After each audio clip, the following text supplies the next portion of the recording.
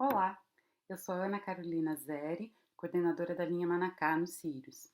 Na linha Manacá, nós estudamos cristalografia de macromoléculas, em sua maioria proteínas e seus ligantes, usando feixes de microfoco e eventualmente nanofoco para estudar proteínas tanto na maneira convencional de cristalografia como na modalidade de cristalografia serial. Várias equipes do Sirius e do CNPEM foram importantes na construção da linha de luz, além da equipe da linha Manacá em si. Então, gostaria de agradecer a todos. Conforme nós falamos na aula sobre cristalografia de macromoléculas, nessa técnica nós precisamos ter um monocristal de proteína que é exposto ao raio-x e para o qual a gente aí grava o padrão de difração num detetor de área. Aqui eu tenho um exemplo mostrando como é o sinal que a gente mede. Então, quanto mais longe o Q mais alto, né, maior a resolução do nosso experimento.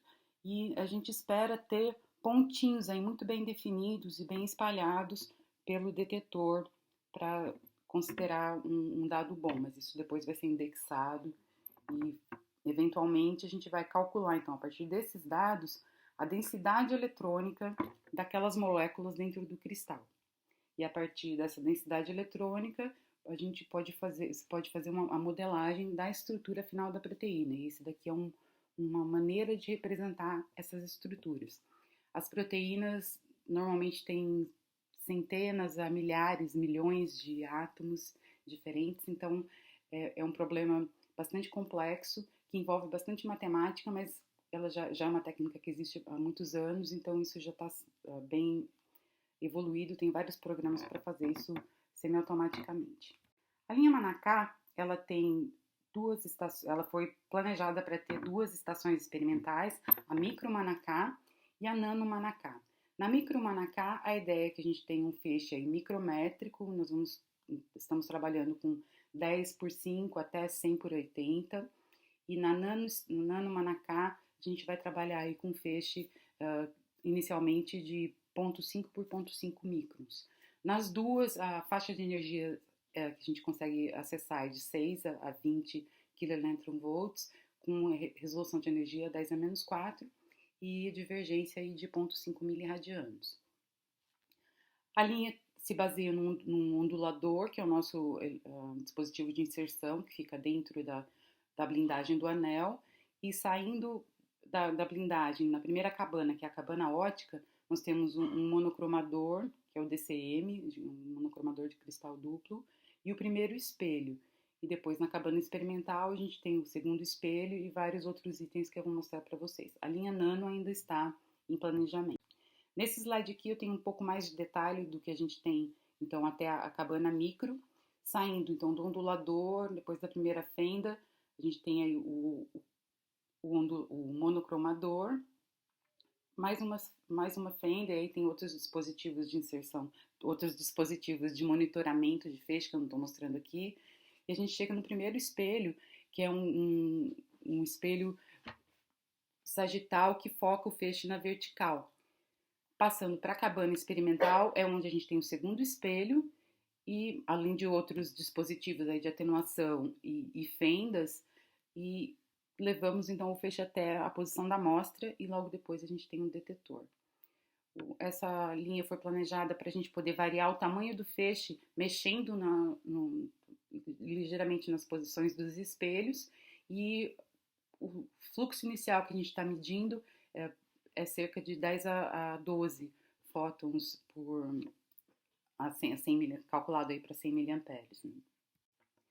Aqui nós temos uma visão da cabana experimental como ela já está hoje, né? Então, depois aí do espelho, isso vai ficar mais, eu vou mostrar com mais detalhes na visita, mas nós temos aqui um conjunto de atenuadores, que são vários foils de metais, de materiais diferentes que a gente pode colocar na frente do feixe para cortar um pouco a intensidade, dependendo da amostra que a gente quer analisar. Nesta mesa aqui, nós temos fendas e dois tipos de monitores de posição do feixe, que são aqui os BPMs, e temos o goniômetro e o microscópio, que são elementos importantes para posicionar o goniômetro, para posicionar o cristal, e o microscópio para a gente ter uma visão da amostra, né, do que está acontecendo na amostra. Esse microscópio, ele é colinear com o feixe, então o feixe passa por dentro do microscópio.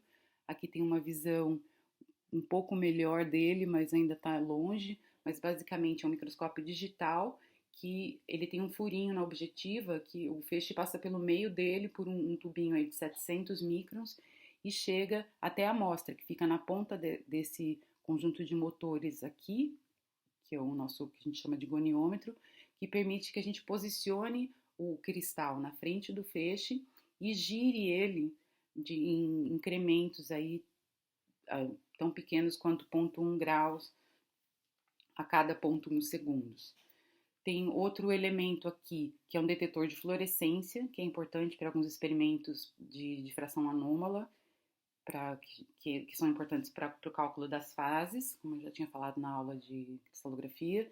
Esse elemento aqui é o criojet, que é um elemento que sopra nitrogênio gasoso para manter a amostra congelada, para reduzir os danos por radiação. Isso é importante para a maneira convencional de fazer o experimento, onde eu vou coletar dados aí de até 360 graus ou mais, girando a minha amostra, e vou coletar todos os dados para um cristal só. No caso da cristalografia serial, esse experimento normalmente é feito já a temperatura ambiente, então eu não preciso desse elemento e os dados são coletados muito rápido para milhares de cristais, ao invés de um único cristal, que aí a gente distribui a dose por todos eles.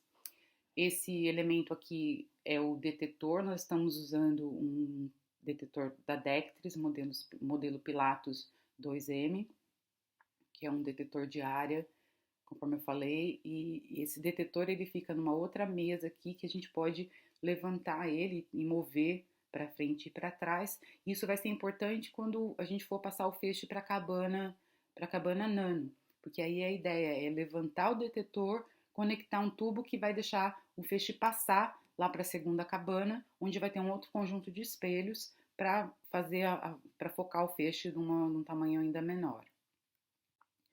Essa aqui é a visão, essa é uma imagem aqui no centro da tela do que a gente vê através do microscópio. Então é um cristal preso num loop porta-amostras. Isso tem uns 500 microns mais ou menos de diâmetro, aí de largura, esse loop. E nós estamos usando a interface de controle que se chama MXCube, que é um consórcio de vários síncrotrons que se uniram para criar essa interface. Ela é toda feita em Python e ela opera basicamente todos os elementos que a gente tem que funcionam em EPICS, que é uma linguagem industrial para controle de máquinas.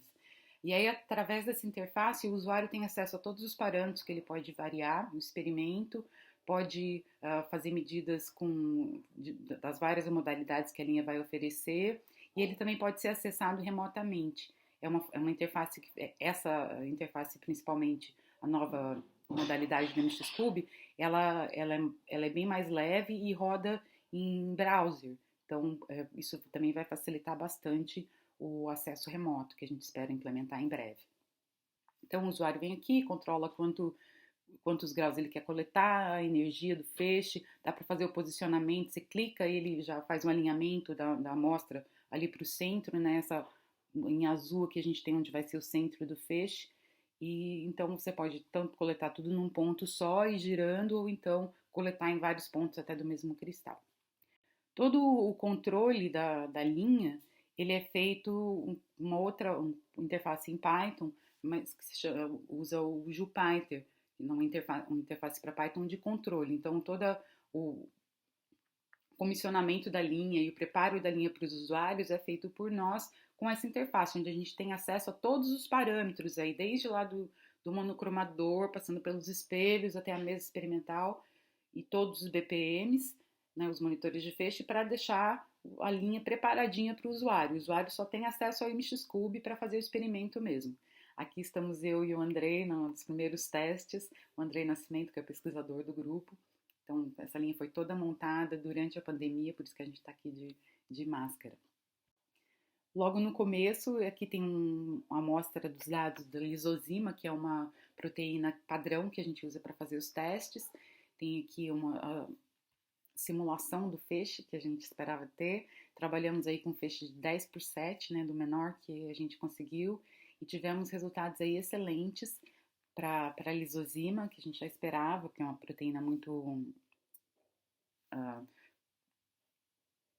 é uma proteína padrão, que ela é pequena, muito bem comportada, os cristais são muito bons. Então, beleza, funcionou com a lisozima, mas aí a gente tinha que ir para o teste em vida real, né? Os primeiros testes em vida real foram feitos com amostras de COVID, de proteínas do SARS-CoV, que é o vírus aí responsável pela nossa pandemia de COVID. E mas uma outra coisa que a gente fez ainda nesse começo foi trabalhar com uma energia fixa. Eu falei para vocês que a gente pode variar, né, de 6 a 20, mas nesse começo a gente estava trabalhando só a 9 kV. E ainda assim nós pudemos fazer um outro experimento que foi muito importante, que é o experimento de difração anômala. E esse experimento foi feito com a colaboração do professor Mário Murakami, do LNBR, onde o Andrei e Evandro, trabalhando com o Mário, fizeram um experimento de difração anômala com sinal de iodo, que fica a 5 keV, é onde você tem o sinal anômalo dele, e a gente trabalhando em 9 conseguimos acessar o sinal mesmo lá em 5, e isso foi muito importante para resolver uma estrutura inédita. Então, para isso, a gente precisava resolver o problema das fases. Isso, então, foi muito importante, também foi uma prova de conceito muito legalinha. Usuários de São Carlos, além do LNBio, também vieram, fizeram experimentos com uma proteína do corona e com candidatos a ligantes. Então, aqui a gente tem em verdinho a densidade eletrônica de um dos ligantes que eles estavam pesquisando. Então, isso foi muito, muito importante. Não só o pessoal do LNBio fez experimentos os primeiros experimentos foram com reposicionamento de fármacos, onde eles queriam ver a mesma coisa. A gente queria ver só a densidade do ligante dentro lá da sua proteína. Então, em vermelho aqui é a densidade da proteína, e a gente está representando aqui em verdinho e depois com o modelo molecular um dos ligantes. Para as primeiras amostras mesmo, vida real, então foram essas amostras de uma das proteases produzidas pelo grupo da doutora Daniela Trivela, do LNBio. Do LNBio. A próxima etapa foi o comissionamento do sistema robótico, porque além então para a gente possibilitar o acesso remoto, o que está faltando então é uma maneira automatizada de entregar as amostras. E isso foi feito usando um sistema robótico. Nós já tínhamos partes desse sistema no UVX, e ele foi totalmente refeito e ele pode carregar aí até 48 amostras, cristais, né, nos porta-amostras, dentro desse tanque aqui, que fica cheio de nitrogênio líquido, com as amostras todas ali esperando, e o braço robótico pega uma de cada vez e entrega para o goniômetro. A gente também pode trabalhar com placas, diretamente da placa de cristalização. Então, o robô também pode trazer a placa e passar ela ali na frente do feixe e ir medindo um cristal de cada vez, dentro da própria placa de cristalização. Os testes também foram muito promissores, entra e sai do cristal, e aí logo em seguida nós trouxemos aí os primeiros usuários, e aqui tem um videozinho rápido da primeira operação do robô. Então vocês estão vendo ali na janela, uma cabana de controle, o usuário tem acesso a essas telas. E é a mesma coisa que você vai ter se estiver fazendo experimento remotamente. Então você vai acompanhar tanto a posição da amostra como a operação e essa câmera que fica lá. Então, olha só, agora o braço vai entrar no dealer, pegar um cristal lá dentro e correr lá para entregar para o goniômetro.